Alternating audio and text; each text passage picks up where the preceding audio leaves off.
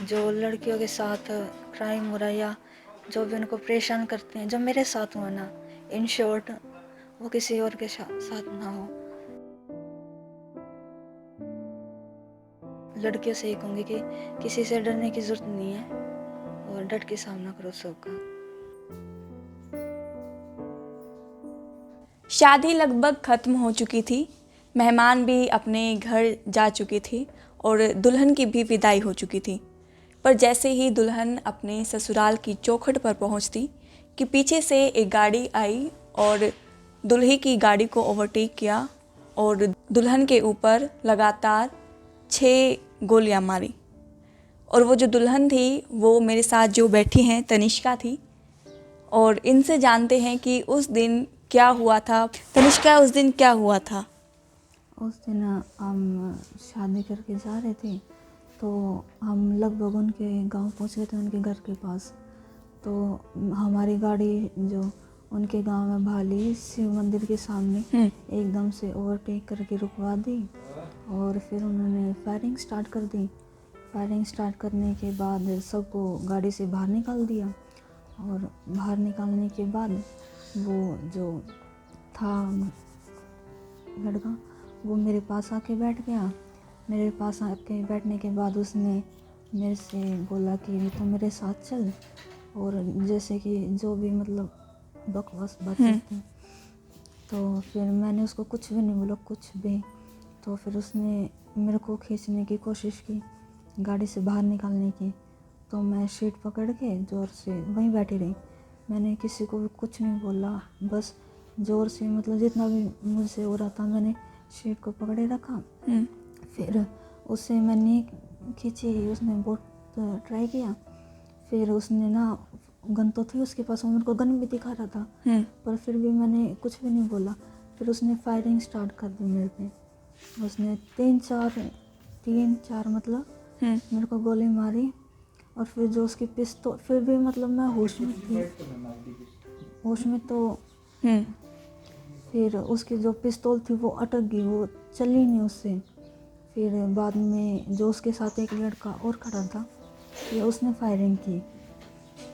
फिर फायरिंग करने के बाद मैं बेहोश हो गई या पता नहीं क्या हुआ। तो वे बता रहे हैं जो भी अपने कि भाई वो चेक करके गए। मेरे को याद है आपके पास आए वो? हाँ, मेरे को जैसे उन्होंने मेरी नर्व्स वगैरह बंद हो गई होगी, जो मेरा माइंड था ना वो थोड़ा बहुत मतलब मेरे को ये पता था हाँ मेरे साथ क्या हो रहा है। तो उन्होंने मेरे को चेक किया कि भाई ये अब मर चुकी है।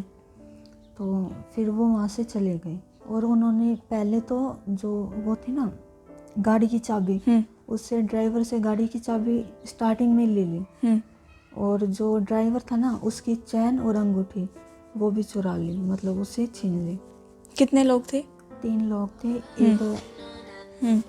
एक गाड़ी में बैठा हुआ था, 2 बाहर थे। तो गोली लगने के बाद आपने फ़ोन भी किया अपनी मम्मी को? हाँ, वो चले गए गोली लगने, उन्होंने बहुत सारी फायरिंग की और वहाँ खड़े होके ऐसे मतलब चिल्लाते हुए पता नहीं क्या से क्या बोला उन्होंने, जो उनके मन में आया मतलब उन्होंने वो बोला। फिर वो वहाँ से चले गए और मेरे को बाद का तो बीच का तो कुछ याद नहीं। फिर एक गाड़ी में मेरे को लेके गए। फिर मैंने अपनी मतलब घर पे कॉल किया। मैंने बोला उनको, अपने हस्बैंड को, कि मेरे घर पे कॉल करो, मेरे घर वालों को बुलाओ। फिर मैंने उनको नंबर दिया। फिर उसके बाद मेरे को नहीं पता कि भाई क्या हुआ।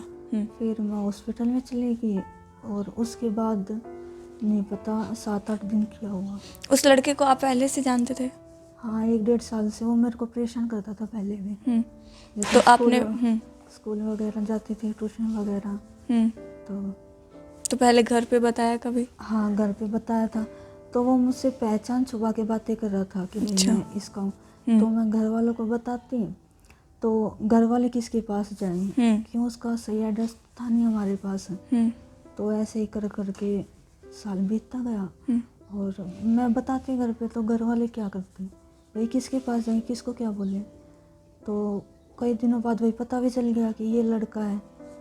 तो फिर कुछ मतलब घर वाले और जो मतलब रेपुटेटेड होते हैं, वो उनको लेके गए उनके घर पे, उनको समझाया, और भाई जो मतलब हम कर सकते थे हमने किया, तो फिर वो मतलब मामला सब कुछ शांत हो गया था।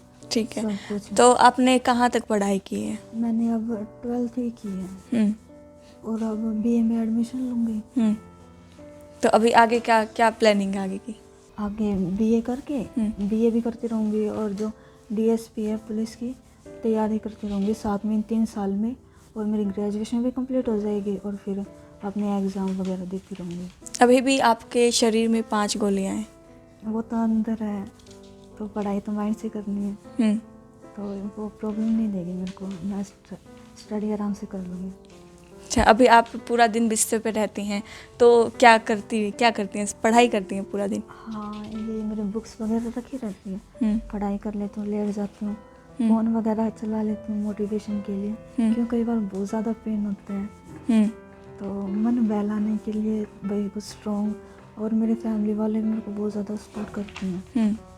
मैं तो यही सोचती हूँ कि भाई मैं अगर पुलिस वाली लगती हूँ तो जितना मुझसे हो सकेगा ना भाई, मैं रात दिन एक करके जो ये मुजरिम है ना इनको सज़ा दिलाऊंगी पहले तो। जो मेरे साथ हुआ ना वो किसी और के साथ ना हो, वो किसी के साथ करने से पहले 1000 बार सोचे।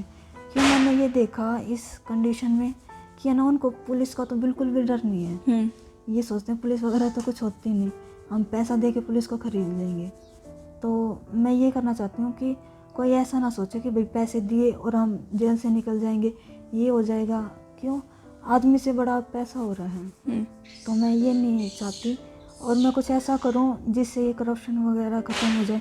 जो मेरे साथ हुआ वो बाकी लड़कियों के साथ ना हो, वो सेफली आ जा सके रात को, दिन में मेरे को ही पता है भाई क्या क्या प्रॉब्लम होती है लड़की के साथ, तो किसी और के साथ ना हो।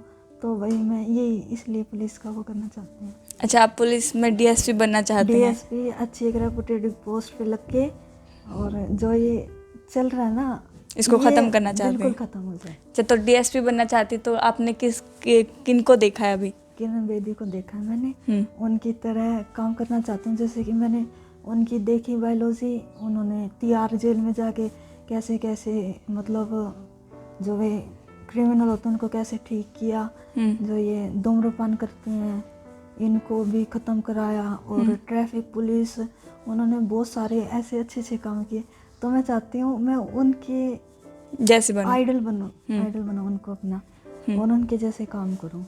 अच्छा, अभी काफ़ी लोग हैं जो मदद के लिए आते हैं, क्या वाकई में मदद हुई है? हाँ, बहुत ज़्यादा हेल्प हुई है, और उन सब के कारण ही मैं काफ़ी ठीक हो चुकी हूँ पहले से तो ज़्यादा।